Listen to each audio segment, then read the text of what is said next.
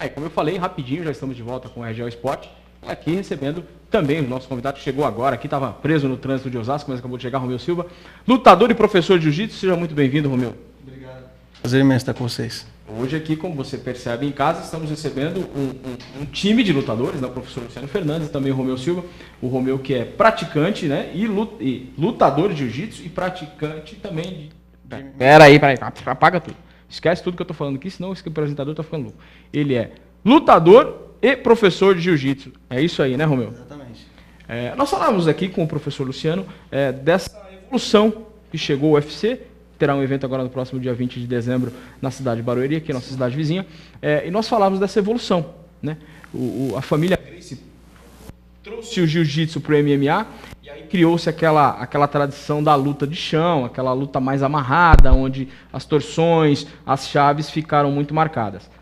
A introdução do Lyoto Machida no UFC deu uma nova dinâmica, trouxe a luta em pé novamente, né? Essa mescla de tudo, né? Hoje se fala muito em MMA, que é o mix de artes marciais. Você como praticante disso, como é que você trabalha? Você que é oriundo do jiu-jitsu, como é que você trabalha isso nas outras artes para lutar? Então, assim, a gente, falando do MMA, não é possível hoje praticar o MMA como era nos primórdios, na época do Vale Tudo, né? Que cada um defendia a sua modalidade, lutador de karatê entrava no evento de Vale Tudo para lutar o karatê. Hoje não é mais possível isso. Hoje você tem que, o lutador de MMA ele tem que treinar jiu-jitsu, o muay thai, o boxe, o karatê, enfim, ele tem que ter realmente o seu plantel ali de modalidade técnica bem avançado ali para poder chegar e almejar até títulos e cinturões aí dos eventos. Está muito profissionalizado. Hoje a gente não pode mais manter aquela mentalidade fechada que tinha-se no passado. Não, eu sou do jiu-jitsu e é jiu-jitsu e pronto. Vou me aperfeiçoar só no jiu-jitsu. Não rola. Lógico, você tem a sua modalidade raiz, né, que a gente chama, que é o que você tende a aplicar melhor no MMA, mas você tem que ter o conhecimento das demais modalidades. O Royce, né, o Royce Gracie, que foi que introduziu, né, essa coisa do MMA, ele diz que isso não existe, né? Você tem realmente uma raiz, só que se você não tiver isso que você acabou de falar, de você se distribuir dentro das artes marciais, você, por exemplo, um lutador de jiu-jitsu, pega um lutador de karatê, você tem aquela técnica só do jiu-jitsu, de ficar esperando a hora certa de dar o golpe, de repente toma um contra-golpe do lutador de karatê, você não sabe nem de onde vem, porque você não tem o mínimo conhecimento. E o Royce, ele fala disso, que o lutador que fala assim, eu sou especialista nisso aqui, ele tem vida curta e tem mostrado, o UFC tem mostrado isso, né? Que alguns lutadores têm meio que saído de cena em função de se focar em uma só. A próxima luta que vai ter agora, o desafiante do José Aldo, o Chad Mendes, ele era um wrestling, né? Quando perdeu a primeira pro José Aldo, ele focava muito e falava assim, não, a minha luta de chão é muito boa, eu sou um wrestling, eu vou massacrar o José Aldo. Acabou tomando uma joelhada, o José Aldo é um lutador originário do jiu-jitsu, acabou tomando uma joelhada de Muay Thai e apagou.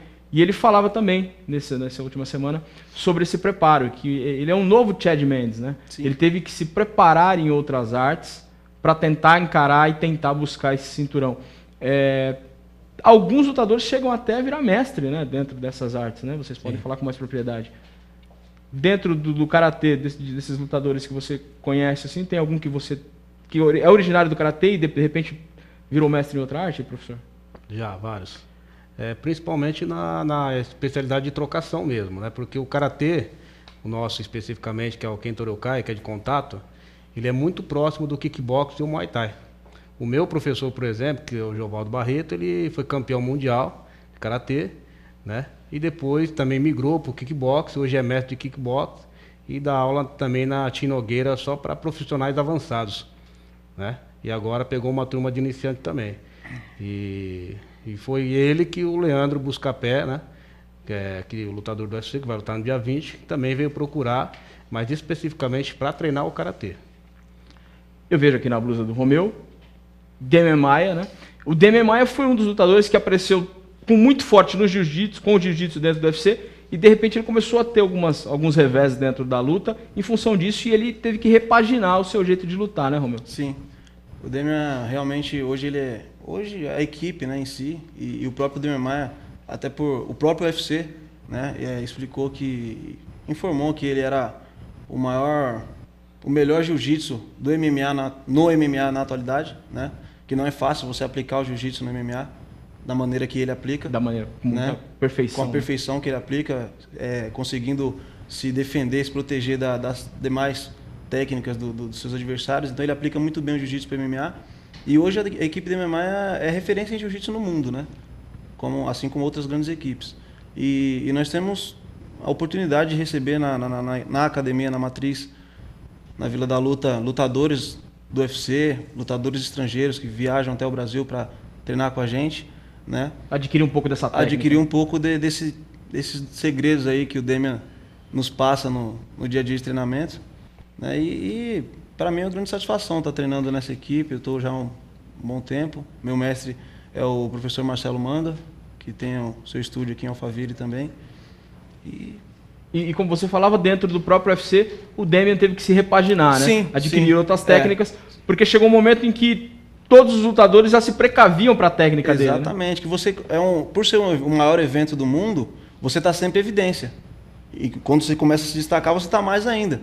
Por isso que não é fácil defender um cinturão ou lutar por um cinturão, porque todo mundo, todos os seus adversários estudam o seu jogo, né? Analisam a maneira de você lutar, tentam descobrir como você está treinando, né? E o Demian, ele teve uma ascensão muito grande, até na categoria de peso médio, que ele chegou a disputar o cinturão com o Anderson Silva. Essa foi uma luta que ficou muito marcada em função disso, né? O Demian com a sua técnica de jiu-jitsu e o Anderson com a técnica de Muay Thai. Ao final da luta, o próprio Dana White questionou, né? Ele falou assim, mas você queria que eu fizesse o quê? Eu não vou pro chão com o Demian. Então, assim, ele não é louco. Ele falou, vou pro chão. Ele que venha pra cima de mim. Aí o Demian também falou, pô, eu vou trocar com o cara ficou uma coisa que houve um questionamento dentro da própria organização, né? Sim, mas ele tem se especializado, tem aprimorado muito a sua técnica. Eu não posso entrar em detalhes, lógico, sim, claro. Mas ele com certeza vai apresentar muitas novidades pra gente aí, no futuro bem próximo. É isso aí. Agora eu preciso voltar, né? Como eu falava antes do intervalo, da vitória do... Como que é o nome que fala, professor? A concentração mesmo? Moxô. O Moxô. Eu acho que Rogério Ceni usou todo o seu Moxô para fazer aquele belo gol no sábado. Nós vamos acompanhar aqui a vitória de São Paulo por 2-1 frente ao Bahia. Ele parou, olhou e fez um belo de um gol, hein? E vibrou como se fosse o primeiro de sua carreira. Rogério, que esse ano encerra a sua carreira no futebol e tem feito um ano muito bom junto ao São Paulo. São Paulo agora é o segundo colocado no Campeonato Brasileiro com essa vitória, em função também da vitória do Corinthians. Ontem eu acho que eu vi muito torcedor são paulino ontem com a camisa do Corinthians, torcendo para que o Corinthians vencesse o Internacional, mas aí é muita concentração e muito treino também. Ele parou, olhou e botou a bola no ângulo, sem chance para o Marcelo Lomba. 1-0 São Paulo, e bateu onde os cobradores falam que tem que passar no terceiro homem da barreira. Ele bateu no quarto homem da barreira, a bola fez uma curva fantástica, saindo do Marcelo Lomba, um belo gol.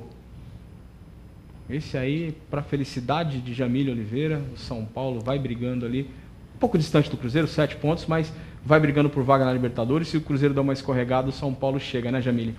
E aí outro belo gol, Paulo Henrique Ganso, um belo gol também, bateu com muita categoria, tirando do goleiro também, esperando um chute alto, ele bateu no buraquinho ali, bem no cantinho. Até aí 2-0 São Paulo. Muricy Ramalho feliz da vida, dizendo nessa nova fase do Ganso, a fase artilheira do Ganso. O professor Luciano Fernandes, olha, não fala de futebol comigo porque eu não entendo nada. Gosta de futebol? Gosto. Quando eu acompanhava mais, eu sou São Paulino, né? Mas tá feliz também, né? Tô feliz. Eu não acompanho tanto como acompanhava antes, até porque nossa rotina obriga a gente a estar mais focado e concentrado na luta, mas sou São Paulino. Mas o São Paulo agora pegou uma sequência boa, né? Vem aí, segundo colocado no Campeonato Brasileiro. Distante ainda do Cruzeiro, como eu disse, 7 pontos. Um belo gol, né, Romeu? Golaço. Um belo gol, tirou do goleiro, botou bem onde o goleiro realmente não chegaria.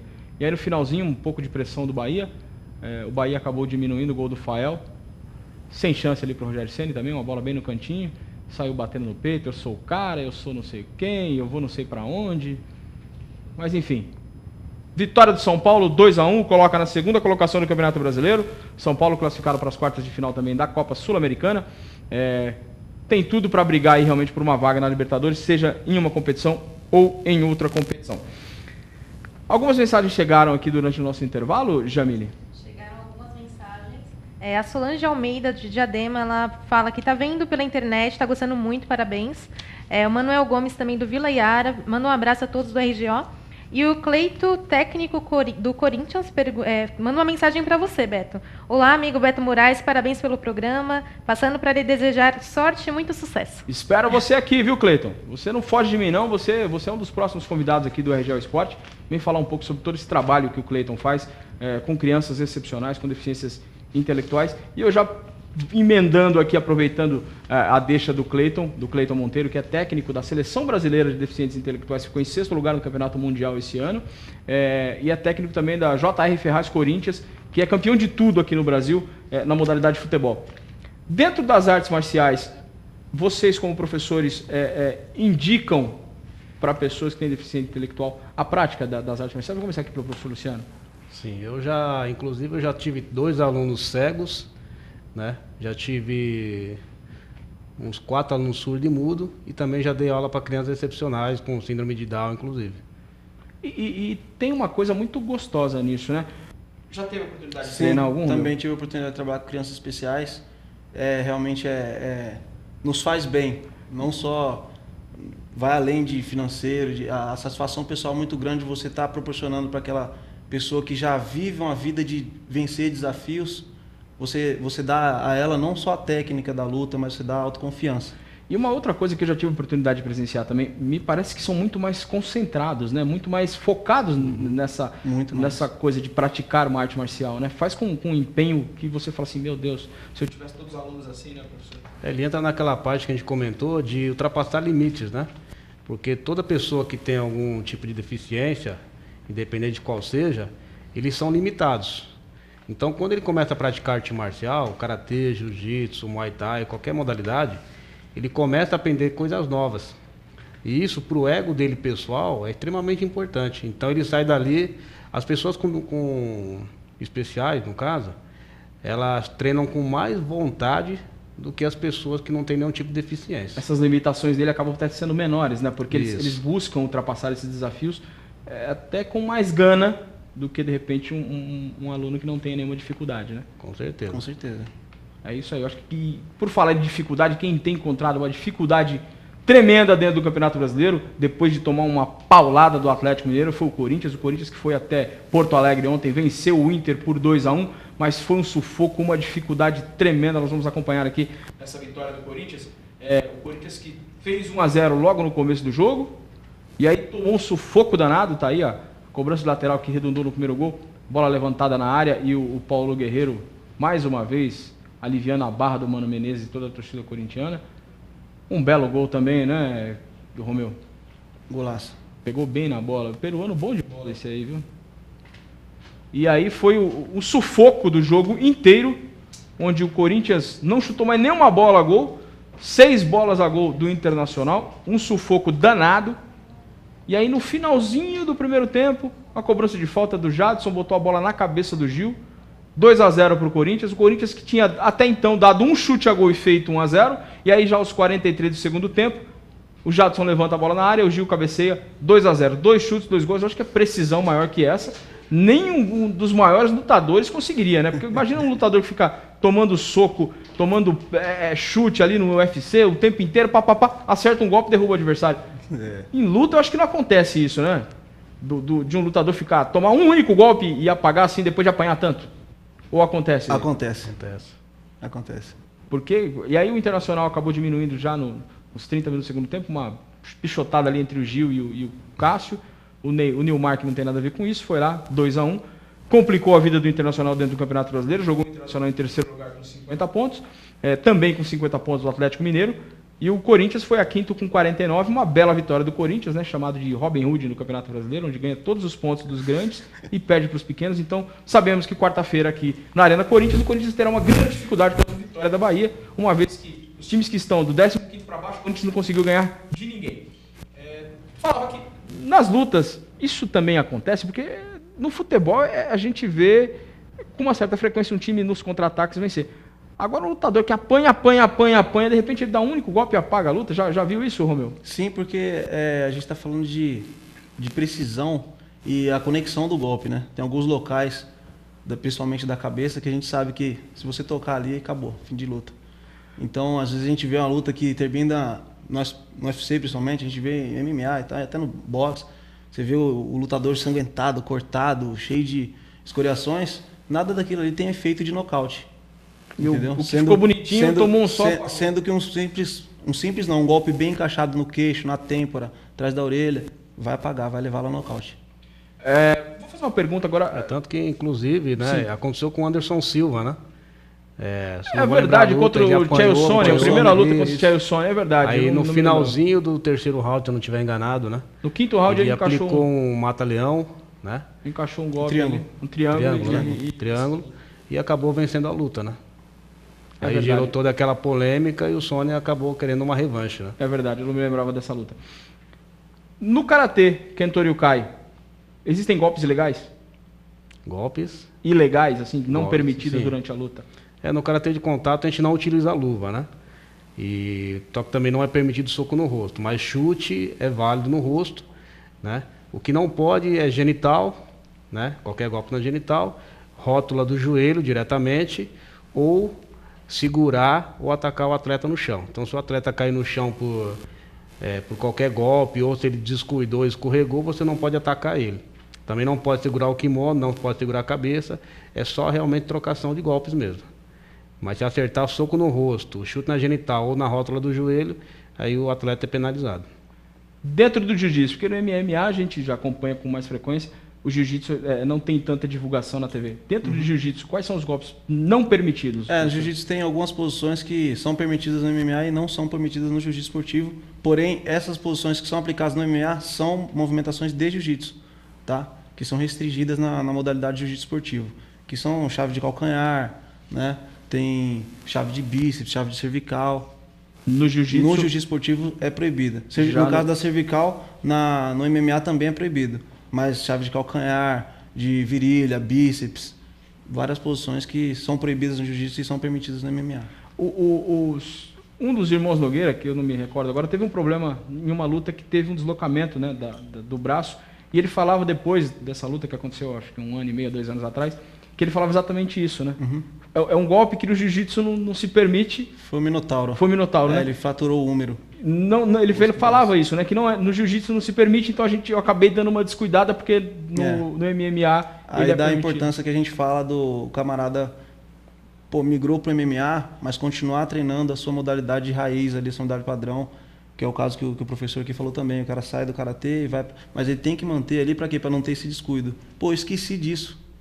Entendeu? A importância da gente manter o treinamento, absorver coisas novas e manter o que você já tem. E ele falava, né? Na época ele falava disso, ele falou assim, deu uma vacilada ali, encaixou um golpe que no jiu-jitsu não é permitido, então ele deixou escapar, exatamente, acabou perdendo a luta, sofrendo essa contusão, uma fratura que afastou ele um pouco da... Mas continua sendo uma das grandes lendas aí do mix de artes marciais.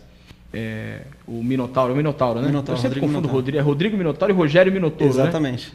Então isso aí, o Rodrigo Minotauro foi quem sofreu a lesão. Inclusive, nas lutas a gente percebe que ele tem uma marca, né? Ali que fica... Tem algumas cicatrizes já. Algumas cicatrizes ali. Deixou pra ele, mas é um grande grandes lutadores aí, um dos capitães da Team Nogueira. Vamos falar um pouquinho agora aqui de futebol, né? Da futebol da cidade de Osasco, Jamile. Isso mesmo, o Osasco perdeu por 3-2, mas conseguiu sua classificação, né, Beto? É isso aí, o Campeonato Paulista de Interligas Osasco, que é o atual campeão, né? Nós vamos receber aqui na quinta-feira o Esquerdinha, que foi técnico da seleção de Osasco na edição passada. Osasco foi até Indaiatuba e venceu por 3-0. E aqui em casa todo mundo imaginando que seria uma goleada de Osasco. Osasco quase acontece, dá uma de corintianada aí. Virou, acabou no primeiro tempo por 3-1. Se toma o quarto gol ali, 4-1, daria Indaiatuba, mas aí no segundo tempo Osasco deu uma melhorada, diminuiu para 3-2. Indaiatuba perdeu um pouco o ímpeto ali. Mas enfim, o Osasco está classificado para as quartas de final. Agora tem o sorteio na próxima quarta-feira, o próximo adversário da seleção de Osasco. Nós vamos encerrando aqui o segundo bloco do RGO Esporte. E não perca aí tudo o que aconteceu no clássico entre Palmeiras e Santos nesse último domingo. RGO Esporte volta rapidinho para você.